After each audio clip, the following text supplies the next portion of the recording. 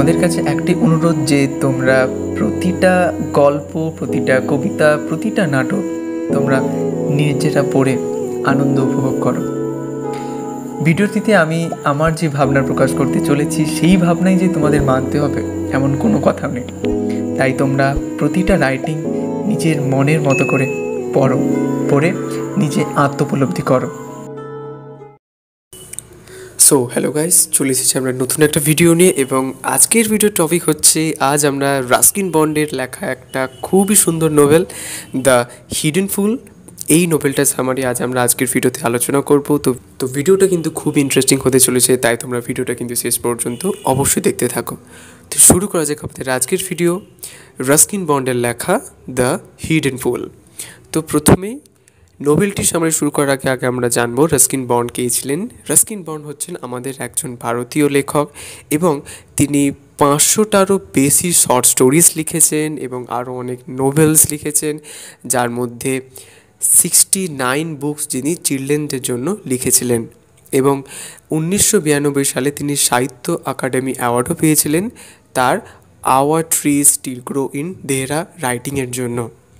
এবং আজকের এই যে নোভেলটা রয়েছে দ্য হিডেন পুল, এই নোভেলটি তিনি অ্যাকচুয়ালি ইয়ং রিডারদের জন্য লেখেন, এবং যেখানে আমরা দেখতে পাবো 3জন ছেলে যাদের নাম হচ্ছে লরি, অ্যানিল এবং কমল, তারা একটা সিক্রেট পুল তারা খুঁজে পায়, এবং তাদের হিমালয়ে যাওয়ার যে জার্নি সে সব কিছু বিষয় আজ আমরা আজকের এই সামারিতে আলোচনা করবো। তো খুবই ইন্টারেস্টিং হতে চলেছে আজকের সামারিটা। এবং আজকের এই যে দ্য হিডেন পুল, এই নোভেলে তিনি যেই সকল থিমসগুলো যেমন ব্যবহার করেন, friendship, adventure and the joy of childhood, তো এই সকল থিমসগুলো আমরা দেখতে পাবো। তো প্রথমে আগে ক্যারেক্টার সম্পর্কে জানা যাক। তো ক্যারেক্টার্স বলতে এখানে 3টে প্রধান ক্যারেক্টার রয়েছেন। তো প্রথম ক্যারেক্টার হচ্ছে লরি, যিনি একজন ব্রিটিশ বয় এবং যিনি ইন্ডিয়াতে চলে যান তার বাবার কাজের সূত্রে। এবং লরি যে খুবই কিউরিয়াস এবং তার সবসময় এক্সপ্লোর করার ইচ্ছে সবসময় মনের অন্তরে থাকে। এবং তারপরে হচ্ছে অনিল, যারা হচ্ছে লোকাল বয় এবং যে খুব হার্ডওয়ার্কিং এবং যে হচ্ছে একটা ভিলেজ থেকে বিলং করেন, এবং তার খুব ইচ্ছে ছিল যে সবসময় মাউন্টেনে চড়া তার একটা ড্রিম ছিল। এবং কমল হচ্ছেন একজন শপকিপার্সের সন, এবং যে খুব ক্লেভার এবং যার প্রচুর রিসোর্সফুল রয়েছে। ওকে, এবার যাওয়া যাক আমাদের আজকের summary the hidden pool written by Ruskin Bond. তো প্রথমেই আমরা জানবো যে লরি ইন্ডিয়াতে চলে আসে তার বাবার কাজের সূত্রে, বাবাকে এখানে ইন্ডিয়াতে পোস্টিং করে দেওয়ার জন্য তাকেও তার বাবার সাথে আসতে হয়। তো প্রথমের দিকে সে খুবই একাকিত্ব হয়ে ওঠে, কারণ তার কোনো তেমন বন্ধু ছিল না, এবং তারপরে আস্তে আস্তে তার দুটো লোকাল বয়েসের সাথে বন্ধুত্ব স্থাপন হয়, এবং তারা হচ্ছেন অনিল এবং কমল। এবং তারা 3জনেই তাদের সময়টা যখন ফ্রি টাইম পেত তখন তারা কোনো জিনিস এক্সপ্লোর করতো, এবং একদিন হঠাৎ তারা একটা সুন্দর একটা হিডেন পুল তারা হিলসের মধ্যে পেল, এবং তারা সেই পুলটাকে একটা সিক্রেট মিটিং স্পট হিসেবে কনসিডার করলো, এবং সেখানে গিয়ে তারা স্নান করতো এবং তারা খেলাধুলো করতো। এবং আস্তে আস্তে যখন তাদের বন্ধুত্ব বাড়তে লাগলো তখন অনিল তার হিমালয়ে ওঠার যে স্বপ্ন তাদের সাথে শেয়ার করলো, এবং তার মনের মধ্যে অত্যন্তই উদ্দীপনা ছিল। এবং সেই 3জন ছেলে তারা ডিসাইড করলো যে আমরা তাহলে তুষারের খোঁজে রওনা দেব, এবং যেই তুষার একটা গোটা মাউন্টেনকে কভার করে রেখেছে।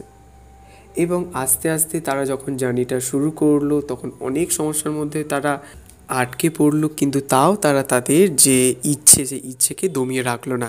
তারা আস্তে আস্তে সব সমস্যার সমাধান করে তারা আস্তে আস্তে জার্নির দিকে এগোতে লাগলো, এবং সেখানে তারা প্রকৃতির সৌন্দর্য দেখতে পেল, নতুন নতুন মানুষের সাথে দেখা হলো, এবং আরও অনেক সমস্যা আসতে লাগলো যেটা তাদের কারেজকে টেস্ট করার জন্য তাদেরকে তৈরি করছিল, অর্থাৎ তাদেরকে আরও বেশি দৃঢ় করছিল। এবং তারা তাদের অ্যাডভেঞ্চারের লরি জানতে পারলো এক ভ্যালুয়েবল লেসন্স আমাদের এই ভারত সম্পর্কে, এবং ভারতের ল্যান্ডস্কেপ সম্পর্কে এবং বন্ধুত্বতার যে স্পিরিট, যে বন্ধুত্বতা, একসাথে তিনজন বন্ধু একসাথে থাকলে যে মানুষ কত কিছুই করতে পারে, সেই সকল ভাবনাগুলো লরি আস্তে আস্তে জানতে পারলো। এরকম লাইফ লেসনগুলো লরি জানতে পারলো। এবং একদম শেষে তারা তাদের জার্নিটা কী করলো, তাদের জার্নিটা আরও তাদের বন্ধুত্বতাকে বাড়িয়ে তুললো এবং লরি জানতে পারলো যে ইন্ডিয়া হচ্ছে তার আর একটা দ্বিতীয় হোম, সেকেন্ড হোম হিসেবে লরি সেটা কনসিডার করলো। এবং গল্পের শেষে রাস্কিন বন্ড আমাদের দেখাচ্ছে যে হিডেন পুল হচ্ছে এরকম একটা হার্ট ওয়ার্মিং স্টোরি, যেটা আমাদের শৈশবে নিষ্পাপতাকে তুলে ধরা হচ্ছে এবং অ্যাডভেঞ্চারের যে ম্যাজিক্যাল যে এক্সাইটমেন্ট, সেই এক্সাইটমেন্টকে আমাদের সামনে ফুটিয়ে তুলছে। যে শৈশবে আমরা যখন যেটা মনে হতো তখন সেটাই করতাম, তো সেই শৈশবের মতোই চিন্তাভাবনা আমাদের যত বড় হই তাও আমাদের মধ্যে সেই সকল চিন্তাভাবনাগুলো রাখতে হবে, যাতে আমরা কখনো কোনো সমস্যার মধ্যে আটকে না পড়ি এবং সবসময় সেই সমস্যা থেকে বেরিয়ে আবার আমাদের পথে চলতে শুরু করি। আমরা বাচ্চাবেলা যেমন করতাম তেমনভাবে আমাদেরকে বড় বেলাতেও সেম জিনিস করতে হবে।